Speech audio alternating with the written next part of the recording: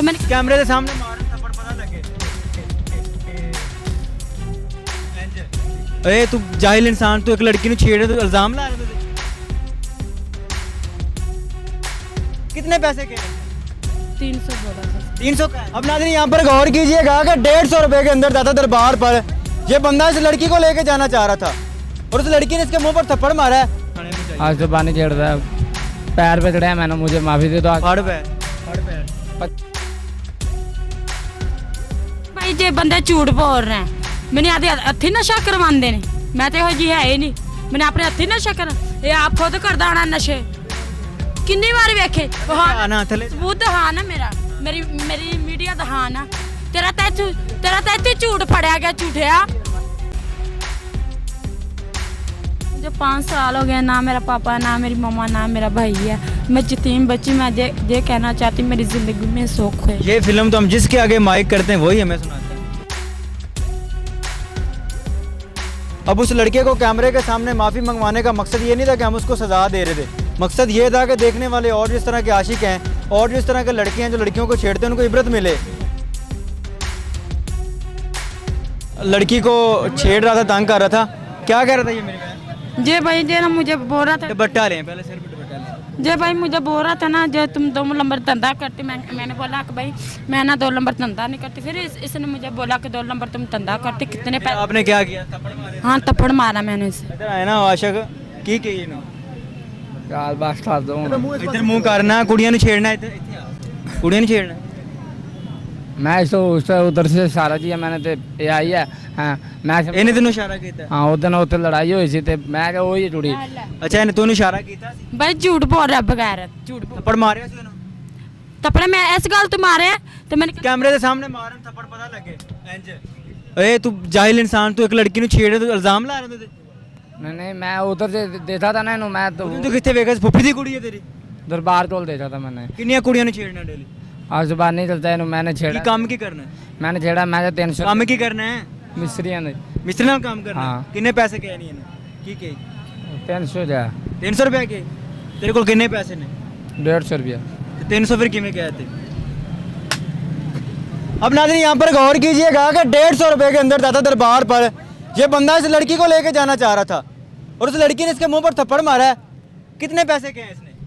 300 बोला था इसे 300 का है। हाँ अब आपने क्या कहा? मैंने बोला कि नहीं तो मेरा भाई है छोटा मैंने इसके जेब पहले भी कभी मिला है ये आपने? नहीं झूठ बोल रहा जे ये कह रहा है मुझे पहले भी मिली है। नहीं भाई जे झूठ बोल रहा है जे मैंने तो उसको अभी आज देखा है कंगले को मैंने जानती तो देखा ये कह रहा है लड़के के साथ देखा है।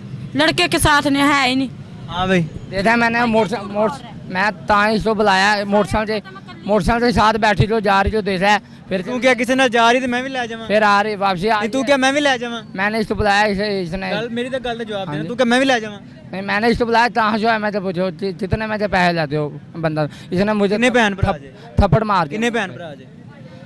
3 भरा 4 भैन अगर तेरी मां भैन ਨੂੰ ਜਾਂ ਭੈਣ ਨੂੰ ਕੋਈ ਛੇੜੇ ਕੀ ਮਹਿਸੂਸ ਹੋਏਗਾ ਤੈਨੂੰ? गुस्सा लगेगा ਉਹ ਕਿਸੇ ਦੀ ਮਾਂ ਭੈਣ ਨਹੀਂ ਹੈ ਕਿਸੇ ਦੀ ਬੇਟੀ नहीं है बिल्कुल है शर्म नहीं आती? आंधी हाँ माफ़ी मांग ली है मैंने आज सुबह माफ़ी दे दो 150 रुपया तेरे पर्स से तू करण की निकले हैं किसी तो नहीं मैंने मुसलमान है? मोटे जो आ रहा था मजदूरी करता ना ते अच्छा। हाँ ते आज सुबह नहीं छेड़ा ना माफ़ी दे दो मजदूरी करना नाल कुड़ियां भी छेड़ना लौंडेबाजी भी करना है नहीं और आज सुबह माफ़ी दे दो वैसे मैंने गलती डाल ਤੂੰ ਤੇ ਇਲਜ਼ਾਮ ਲਾ ਰਿਹਾ ਕਿ ਜੀ ਉਹਨੇ ਮੈਨੂੰ ਕਿਹਾ ਆਜ਼ਾਦ ਉਹਨੇ ਇਸ਼ਾਰਾ ਕੀਤਾ ਮੈਨੂੰ गलती डाल सच बोल दी ਉਹਨੇ यार ਇਸ਼ਾਰਾ ਕੀਤਾ ਤੈਨੂੰ नहीं सारा नहीं ਪਹਿਲੇ ਫਿਰ ਕਿਉਂ ਕਿ ਇਸ਼ਾਰਾ ਕੀਤਾ इधर से जिया मैंने मैं ऐसा क्या बात है ऐसे तो मैं इधर बैठ जाऊँ मैं इसे बताया सारा जी है ये आ जाइए ना ਅੱਛਾ तो ਤੁਹਾਨੂੰ ਲੱਗਾ ਕਿ 2 ਨੰਬਰ ਕੁੜੀ ਹੈ थप्पड़ मारा 2 ਨੰਬਰ ਕੁੜੀ ਸਮਝੀ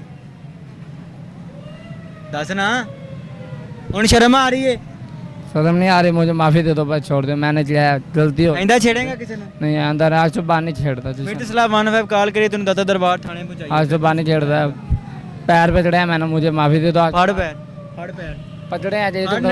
पचड़े हैं जो दफा ਕਾਲ ਕਰੀ ਵੇਖੀ ਤੈਨੂੰ ਲੈ ਕੇ ਜਾਣਾ ਮੈਂ माफ़ी दे दो आज सुबह ਗਲਤ ਕਰ ਰਿਹਾ ਮੈਂ ਗਲਤ ਕਰ ਰਿਹਾ ਸਾਰੇ ਗਲਤ ਨੇ ਨਹੀਂ ਗਲਤ ਕਰ ਰਿਹਾ ਮੈਂ ਇੱਥੇ ਸਹੀ ਕਿਹੜਾ ਮੈਂ ਗਲਤ ਕਰ ਰਿਹਾ ਮੈਨੂੰ ਪਹਿਲੇ ਦੱਸ ਇੱਥੇ ਦਾਤਾ ਦਰਬਾਰ ਕੋਈ ਕਿਸੇ ਦੀ ਧੀ ਭੈਣ ਨੂੰ ਛੇੜੇ ਉਹਨੂੰ ਕੀ ਕਰਨਾ ਚਾਹੀਦਾ ਤੇ ਜੇ ਧੀ ਭੈਣ ਕਿਸੇ ਨੂੰ ਛੇੜੇ ਤੇ ਉਹਨੂੰ ਕੀ ਕਰਨਾ ਉਹਨੂੰ ਚਾਹੀਦਾ ਲਿੱਤਰ ਮਾਰੋ ਤੇ ਇਹ ਸਾਰੇ ਨਸ਼ਈ ਨੇ ਜਿਨ੍ਹਾਂ ਦਾ ਤੁਸੀਂ ਇੰਟਰਵਿਊ ਲੈ ਰਹੇ ਜੇ ਤੁਸੀਂ ਸਹੀ ਕਹਿ ਰਹੇ ਹੋ ਮੈਂ ਸਹੀ ਕਹਿ ਰਿਹਾ, ਮੈਂ ਅਗਰ ਉਹ ਗਲਤ ਕੁੜੀ ਹੁੰਦੀ ਥੱਪੜ ਕਿਉਂ ਮਾਰਦੀ ਜਦੋਂ ਉਹਨੂੰ ਪੈਸੇ ਦੇ ਰਹੇ ਸੀ ਫਿਰ ਚਲੇ ਜਾਂਦੀ। ਗਲਤ ਗੱਲ ਹੈ। ਸ਼ਰੀਫ ਕਹਿੰਦੇ ਨੇ ਨਾ ਪੰਜਾਬੀ ਦੀ ਮਿਸਾਲ ਹੈ ਨਾ ਕਿ ਕਮਲਾ ਗੱਲ ਕਰੇ ਤੇ ਸਿਆਣਾ ਕਿਆਸ ਕਰੇ। ਸਾਰੀਆਂ ਮਿਸਾਲਾਂ ਨੇ, ਸਾਰੀਆਂ ਹੀ ਆਉਂਦੀਆਂ ਨੇ। ਇੱਕ ਨੇ ਇਹਨੂੰ ਕਿਉਂ ਨਹੀਂ ਤੁਸੀਂ ਕਵਰ ਕਰਦੇ ਜੇ? ਡਿਲੀਵਰੀ ਕਰ ਰਹੇ ਹਾਂ ਅਸੀਂ, ਆਪਣਾ ਕੰਮ ਕਰ ਰਹੇ ਹਾਂ। अच्छा ਤੁਸੀਂ ਕਰਦੇ ਜੇ। माफ़ी दे दो बस, मैंने पैर पर चल रहे हैं, माफ़ी दे दो मुझे।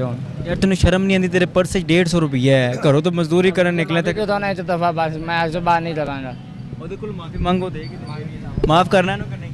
माफ कर दो भाई को। ਮਾਫ ਕਰਦਾ हाँ भाई को। ਬੰਦੇ ਕਹਿ ਰਹੇ ਤੂੰ ਨਸ਼ਾ ਕਰਨੀ ਹੈ। ਨਹੀਂ ਭਾਈ ਜੇ ਬੰਦੇ ਝੂਠ ਬੋਲ ਰਹੇ ਮੈਨੂੰ ਆਦੇ ਹੱਥੀ ਨਸ਼ਾ ਕਰਵਾਉਂਦੇ ਨੇ, ਮੈਂ ਤੇ ਇਹੋ ਜੀ ਹੈ ਹੀ ਨਹੀਂ। ਮੈਨੇ ਆਪਣੇ ਹੱਥੀ ਨਸ਼ਾ ਕਰ, ਇਹ ਆਪ ਖੁਦ ਕਰਦਾ ਆਣਾ ਨਸ਼ੇ। ਕਿੰਨੀ ਵਾਰ ਵੇਖੇ ਹਾਂ ਨਾ ਥੱਲੇ ਸਬੂਤ ਦਿਖਾ ਨਾ ਮੇਰਾ, ਮੇਰੀ ਮੀਡੀਆ ਦਿਖਾ ਨਾ। ਤੇਰਾ ਤਾਂ ਇੱਥੇ ਝੂਠ ਫੜਿਆ ਗਿਆ ਝੂਠਿਆ। ਹਾਂ ਨਾ ਮੈਨੇ ਆਇਸ ਪਿੰਦੇ ਵੇਖਿਆ, ਮੈਨੂੰ ਕੀ ਪਾਊਡਰ ਪਿੰਦਾ ਵੇਖ, ਮੈਂ ਤੁਹਾਡੇ ਵਾਂਗੂ ਨਹੀਂ ਆ। ਸਮਝ ਲੱਗੀ ਨਾ? ਅਸੀਂ ਇਹੋ ਜਿਹੇ ਲੋਕ ਨਹੀਂ ਆ ਕਿ ਤੁਹਾਡੇ ਵਰਗੇ ਲੋਕ ਪੀਂਦੇ ਨੇ। ਇਹਦਾ ਹੁਣ ਕੀ ਕਰਨਾ? इसको भाई माफ कर दो भाई ने। हाँ ਜਾ ਚਲੇ ਜਾ, ਇੰਦਾ ਨਾ ਕਿਸੇ ਦੀ ਧੀ ਭੈਣ ਨੂੰ ਛੇੜੀ ठीक। अच्छा नादिन, ये लड़की है दाता दरबार पर है और दाता दरबार का ये एक निज़ाम है। ये जवान अभी तो यहाँ पर पकड़ा गया, पता नहीं डेली ये कितनी लड़कियों को छेड़ता होगा और कितनी लड़कियों के साथ ये इस तरह की डीलें मारता होगा, कितनी लड़कियों को इशारे करता होगा। अब ये नौजवान लड़की है, ये भी चीज़ यहाँ पर सोहेल निशान है कि ये दाता दरबार पर कर क्या रही है। वैसे तू इतनी कर रही है? मुझे 5 साल हो गए, ना मेरा पापा, ना मेरी मम्मा, ना मेरा भाई है। मैं यतीम बच्ची, मैं ये कहना चाहती मेरी ज़िंदगी में सुख है। ये फिल्म तो हम जिसके आगे माइक करते हैं वही हमें सुनाता है। मायके नहीं भाई, मैं झूठ नहीं बोल पाई। मेरा माई बाप नहीं है, माँ बाप नहीं है। माँ बाप नहीं है, तो ना मेरा भाई है। तो मैं सिंध से लड़के आई थी, मामा मतरई है ना। सिंध से आई हो? हाँ सिंध से आई, सिंध हैदराबाद से।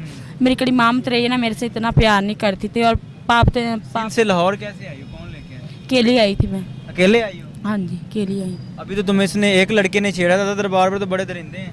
भाई दरिंदे हैं, तो मैं इधर आ रही थी, मेरे मगर आ गए, मुझे नहीं पता था, मुझे वो भाई ने बुलाया था ना।